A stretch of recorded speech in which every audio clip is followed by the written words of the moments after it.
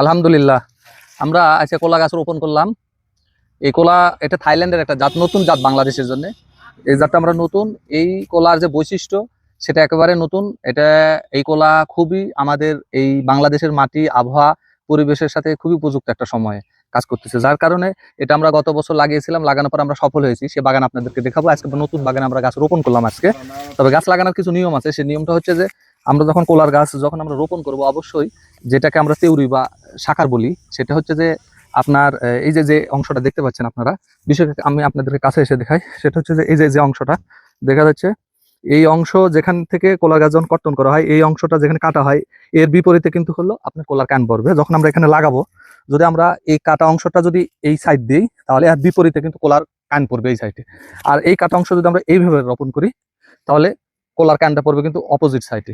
তাহলে এই জিনিসটা কিন্তু খুবই গুরুত্বপূর্ণ বিষয়, যে আমাদেরকে জানা লাগবে যে আমরা কোন দিকে আমরা কলার ক্যানটা নিব। আমরা দক্ষিণ দিকে নিব না উত্তর সাইডে নিব। তাহলে কলার গাছ যেখান থেকে আমরা কেটেছি, এই কাটার যে বিপরীত অংশে কিন্তু হলো বিপরীত দিকে হলো আমাদের কলার ক্যান পড়বে। এটা হলো একটা রোপণ পদ্ধতি। আর রোগ বালাই খুবই কম হয়। যেমন অন্যান্য কলার ক্ষেত্রে দেখা যায় যে প্রচুর রোগ বালাইয়ের কারণে পাতা সিগা রোগা সহ বিভিন্ন ধরনের রোগ আক্রান্ত হয়। আর এই গাছের রোগ আক্রান্ত খুবই কম। পাশাপাশি যেহেতু আমাদের আবহাওয়া পরিবেশের সাথে আমাদের সাথে যুগোপযোগী, এবং এই কলার খুবই চাহিদা বাজারে, এবং মূল্যটা অনেক বেশি। একটা করে কলা গাছ থেকে আমরা 1000-1200 টাকা পর্যন্ত একটা করে দাম বিক্রি হয়। এটা খুবই লাভজনক, যার কারণে এটা খুবই জনপ্রিয় হয়ে উঠেছে আমাদের বাংলাদেশে, বিশেষ করে আমাদের নাটোর অঞ্চলে। আমরা এটা প্রথম শুরু করেছি, এবং ইতিমধ্যে দেখেন আমরা এখানে নতুন জমিতে অলরেডি রোপণ কাজ চলতেছে। যে জমিতে আমরা নিয়ে এসেছি সেটা আপনাদেরকে দেখাবো আমরা ভিডিওর মাধ্যমে, এবং আমরা এই বছর আরো লাগাবো ইনশাল্লাহ। এটার জন্য দরকার উঁচু জমি, আর পানি জমে থাকা জমিতে এটা রোপণ করা যাবে না।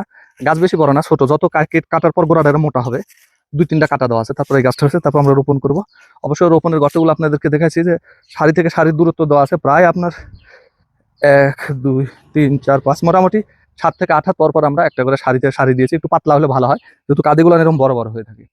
যার কারণে এই কলার গাছ প্রতি বিঘা থেকে প্রায় আপনার আমরা প্রতি বিঘাতে 150 করে কলা গাছ ধরে। এখানে 150 ক্যান মানে 1.5 লাখ টাকা, 1000 টাকা করে। এবং এরপরে যেটা আমরা তেউরি বা যে সাকার বলা হয় বা বলা হয়, এটা যেটা বাহির হয়, এটা প্রায় একটা করে গাছ থেকে আমাদের 10-12টা করে বাহির হয়। এই চারাগুলো প্রায় 100 টাকা পিস বিক্রি হয়। তাহলে আরো প্রতি গাছ থেকে আপনার 1000 টাকা চারা বিক্রি হয়। গড়ে একটা গাছ থেকে আমরা 2000 করে টাকা পাই। তাহলে 1 বিঘা মাটিতে প্রায় 3 লক্ষ টাকা প্লাস আমাদের বিক্রি আসে 33% বিঘা। তাই এটা খুবই জনপ্রিয় হয়ে উঠেছে, এবং এর বাজারটা খুবই ভালো। কারণ যেহেতু রোগবালাই কম, যার কারণে এটা এই কলা চাষ আমাদের অঞ্চলের জন্য খুবই ভালো হয়েছে এবং খুব জনপ্রিয় হয়ে উঠেছে। দেখেন আমরা এখানে নতুন জমিতে লাগাইছি, চাষ দেওয়া হয়েছে। এরপরে আমরা আমাদের ওই জমিতে আপনাদেরকে নিয়ে যাবো ইনশাল্লাহ। তো আর রোগবালাই তো বললাম, আর সার ব্যবস্থাপনা মানে লাগানোর পর এখানে সেচ দিয়ে দিতে হবে। আর জৈব সারের কোনো বিকল্প না। আপনারা জানেন আমাদের গরুর ফার্ম আছে, গরুর ফার্মে থেকে আমাদের যে আসে, গোবর আসে, সেই গোবরটাই আমরা এখানে কিন্তু দিয়েছি। দেওয়ার পর এটা জৈব সার এক ধরনের। প্রচুর রোদ, এটা আপনার বৈশাখ মাস চলতেছে, তীব্র রোদের মধ্যে আমাদেরকে কাজ করতে হচ্ছে। আলহামদুলিল্লাহ আমরা লাগানো শেষ, আমরা এখন পানি সেচ দেবো। তো আপনাদের সবার প্রতি দোয়া ও শুভকামনা। আজকের মতো এখানে বিদায়। আসসালামু আলাইকুম।